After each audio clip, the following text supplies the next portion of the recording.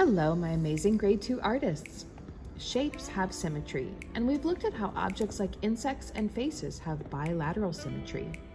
But today, we'll begin exploring the idea of how art and life can have radial symmetry too. Radial symmetry is when something looks the same all around if you spin it around a center point. Imagine a pizza. Some other examples in life are starfish, with arms that go out from a center point. Daisies have petals that are arranged in a circle around the center. The spokes of a bicycle wheel are placed evenly around the center point so that it rotates very smoothly. And the sun has rays that spread out in all directions. In our artwork today, we are looking for using symmetry in a radial way to create balance, and also using a simple transfer method to create a repeating pattern. Our work today is going to feature a design that also has a central point and is the same all the way around. But curious, what is it? Well, today, boys and girls, we are going to make a secret code word inside of our design. You may notice what my secret word is if I turn it a little bit to the side and put my hands here. It's my last name, Schortgen.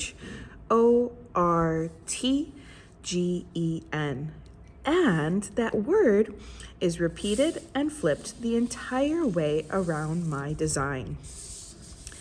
You can see some other examples here.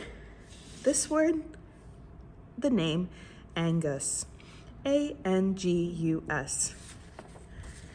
And one last example, Caleb, Caleb, and it creates a very interesting design that is repeated the entire way around. Everyone will be starting today with a big sheet of square paper that already has folds in it and your name drawn in one of the triangles. The first step that we are going to take today is to fold our paper into a triangle, and we will be using the window to copy our name onto the opposite side of the triangle. So when you put your paper against the window, there should not be any writing on it. At the window, you should use one hand to hold your paper and press the paper so that you can see the writing through the opposite side. And take your pencil and carefully trace the letters that you see. Later, we will go back to our desk and trace these with zebra marker and a ruler. So beginning with pencil will help you if you make any mistake. After you finish tracing, open your paper and make sure that your lines are reflected on the other side, and then take it back to your table to use a zebra marker and ruler to trace.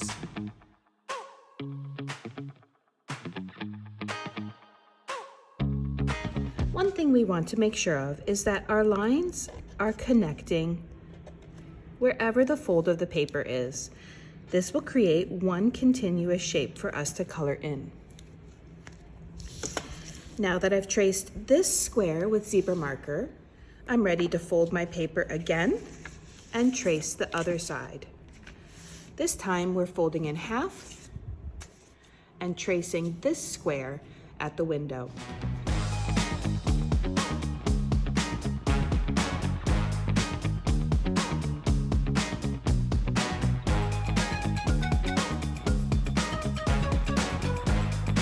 And finally, we are going to fold our paper one more time in half and copy the entire second side of our paper.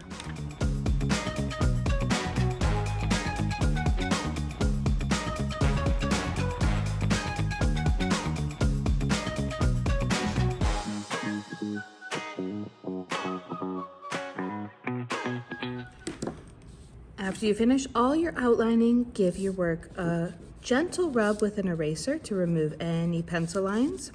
Because we're using computer paper, you really need to spread your fingers on your paper to keep it tight so it doesn't wrinkle when you rub it with the eraser.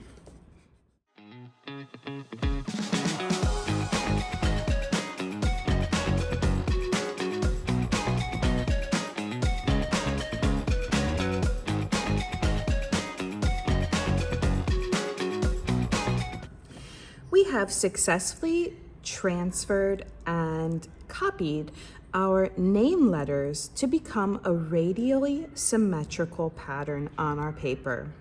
Now we are ready to also enhance our work and the symmetry by adding color.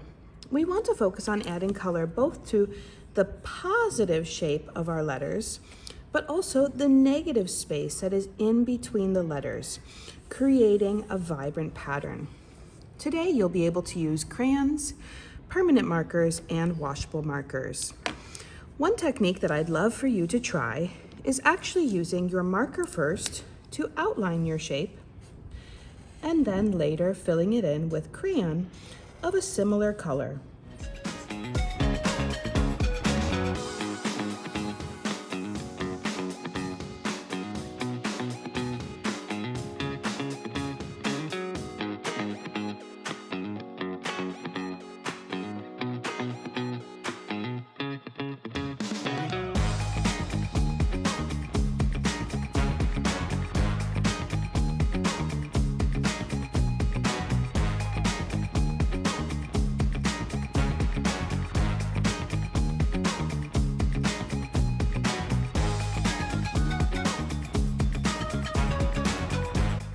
Making sure that there is no white paper left, we have colored both the positive and the negative space, and been mindful of how we can use both markers and crayons to fill in space a little bit more efficiently. Boys and girls, I hope that you enjoyed your time creating this lovely, radially symmetrical work of art.